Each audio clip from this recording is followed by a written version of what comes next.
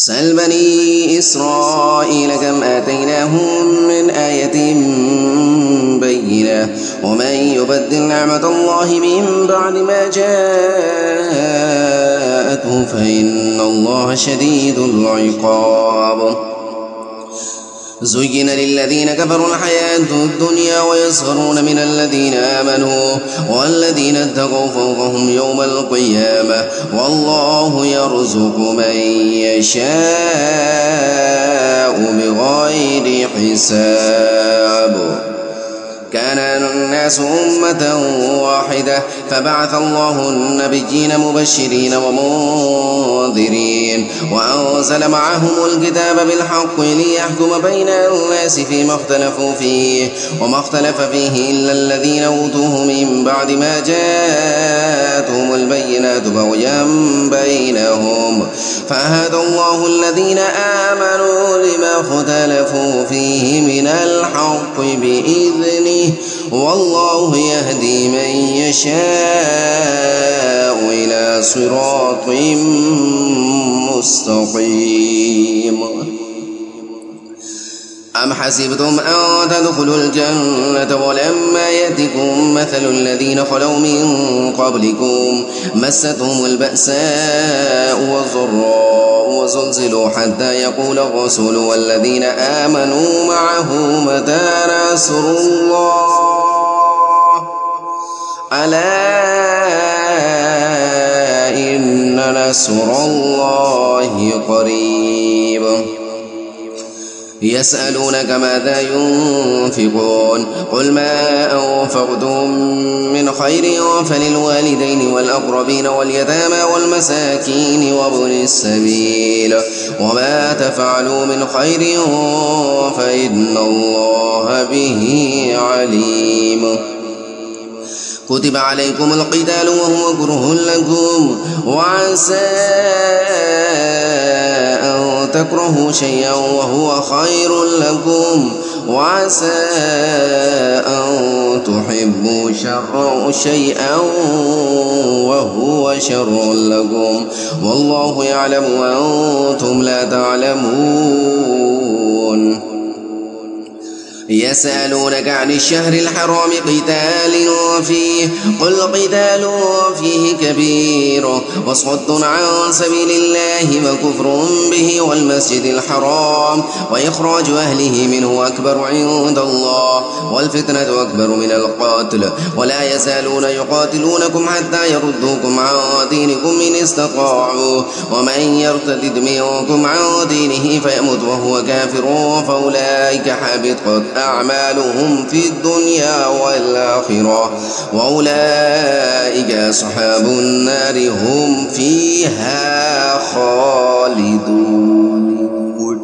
إن الذين آمنوا والذين هاجروا وجاهدوا في سبيل الله أولئك يرجون رحمة الله والله غفور رحيم.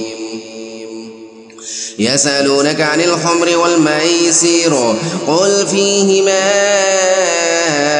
إثم كبير ومنافع للناس وإثمهما أكبر من نفعهما ويسألونك ماذا ينفقون قل العفو كذلك يبين الله لكم الآيات لعلكم تتفكرون في الدنيا والآخرة. ويسألونك عن اليتامى قل إصلاح لهم خير وإن تخالطوهم فإخوانكم والله يعلم المفسد من المصلح ولو شاء الله لأعنتكم إن الله عزيز حكيم.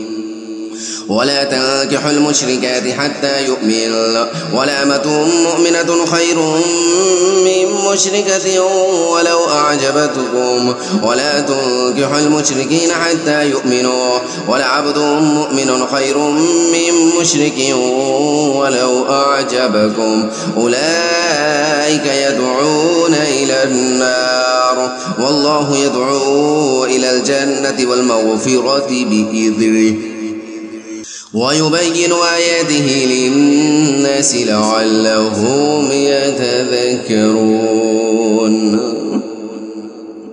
ويسألونك عن المحيض قل هو أذى فاعتزلوا النساء في المحيض ولا تقربوهن حتى يطهرن فإذا تطهرن فأتوهن من حيث أمركم الله إن الله يحب التوابين ويحب المتطهرين.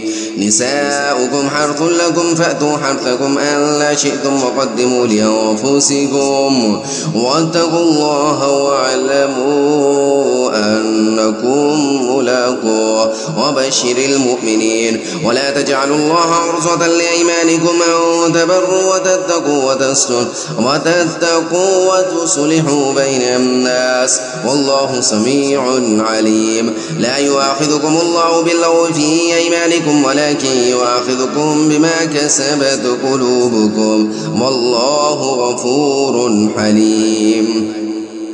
للذين يؤلون من نسائهم تربص 4 أشهر فإن فاءوا فإن الله غفور رحيم وإن عزموا الطلاق فإن الله سميع عليم. والمطلقات يتربصن بأنفسهن 3 قروء ولا يحل لهن أن يكتمن ما خلق الله في أرحامهن إن كن يؤمن بالله واليوم الآخر وبعولتهن أحق بردهن في ذلك إن أرادوا إصلاحا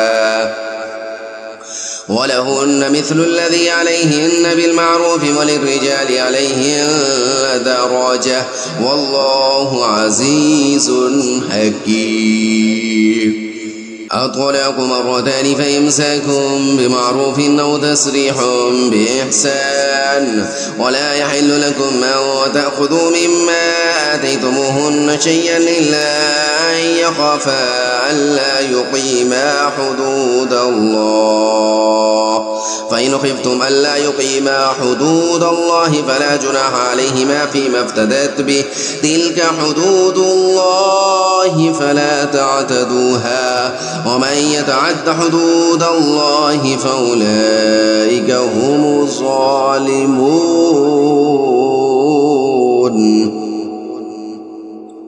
فإن طلقها فلا تحل له من بعد حتى تنكح زوجا غيره فإن طلقها فلا جناح عليهما أن يتراجعا إن ظنا أن يقيما حدود الله وتلك حدود الله يبينها لقوم يعلمون.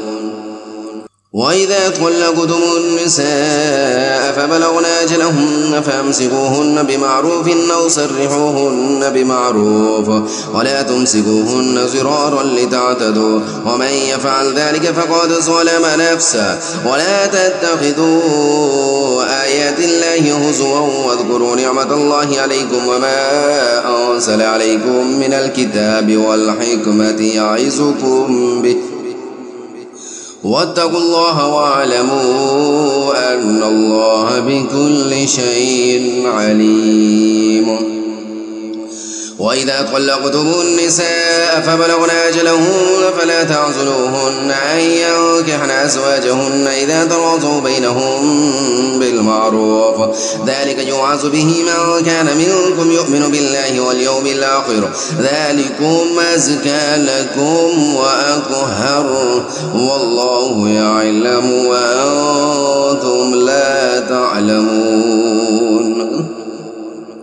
والوالدات يرضعن أولادهن حولين كاملين لمن أراد أن يتم الرضاعة وعلى المولود له رزقهن وكسوتهن بالمعروف لا تكلف نفس إلا وسعها لا تضار والدة بولدها ولا مولود له بولده وعلى الوارث مثل ذلك فإن أراد فصالا عن تراض منهما وتشابر فلا جناح عليهما. وإن أردتم أن تسترضعوا أولادكم فلا جناح عليكم إذا سلمتم ما آتيتم بالمعروف واتقوا الله واعلموا أن الله بما تعملون بصير.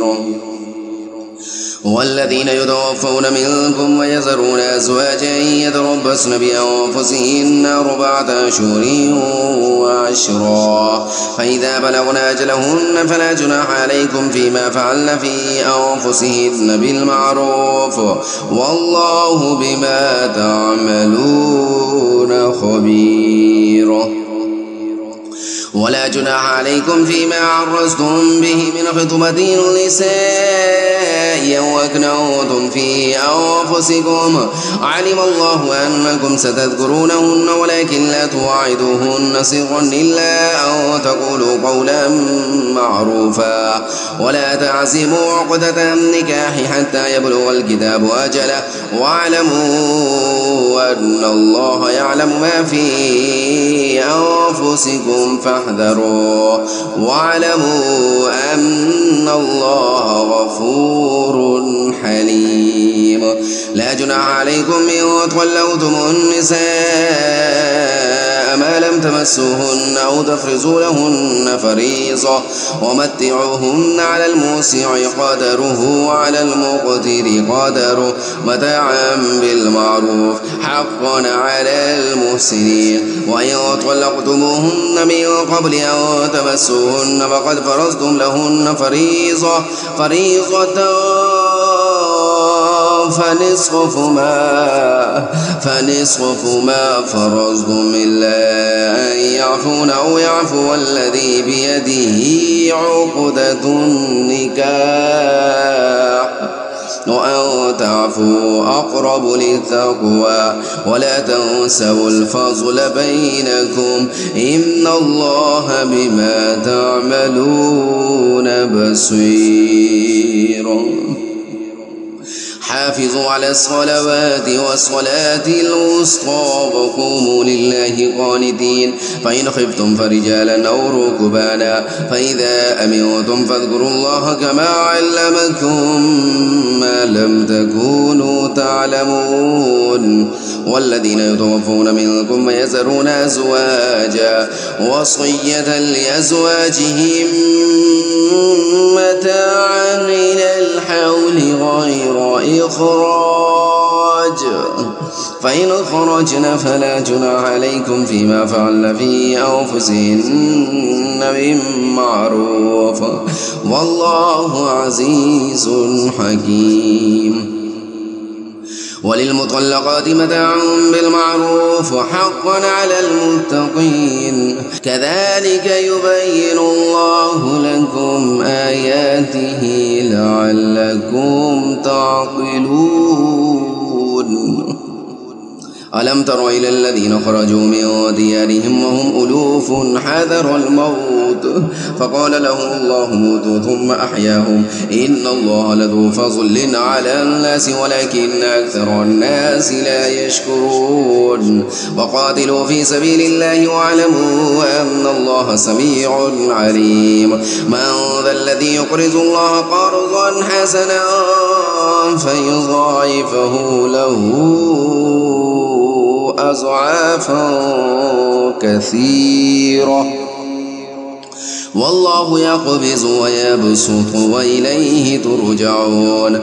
ألم تر إلى الملأ من بني إسرائيل من بعد موسى إذ قالوا لنبي له ابعث لنا ملكا نقاتل في سبيل الله قال هل عسيتم إن كتب عليكم القتال ألا تقاتلوا قالوا وما لنا ألا نقاتل في سبيل الله فقد أخرجنا من ديارنا وأبنائنا فلما كتب عليهم القتال تولوا إلا قليلا منهم والله عليم بالظالمين. وقال لهم نبيهم إن الله قد بعث لكم طالوت ملكا قالوا أنى يكون له الملك علينا ونحن أحق بالملك منه ولم يؤت سعة من المال قال إن الله اصطفاه عليكم وزاده بسطة في العلم والجسم والله يؤتي ملكه من يشاء والله واسع عليم.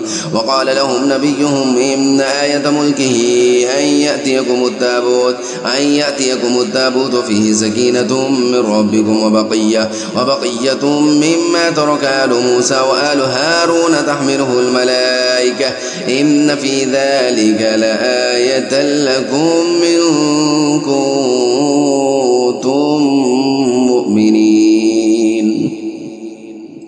فلما فصل طالوت بالجنود قال إن الله مبتليكم بنهر فمن شرب منه فليس مني ومن لم يطعمه فإنه مني إلا من اغترف غرفة بيده فشربوا منه إلا قليلا منهم.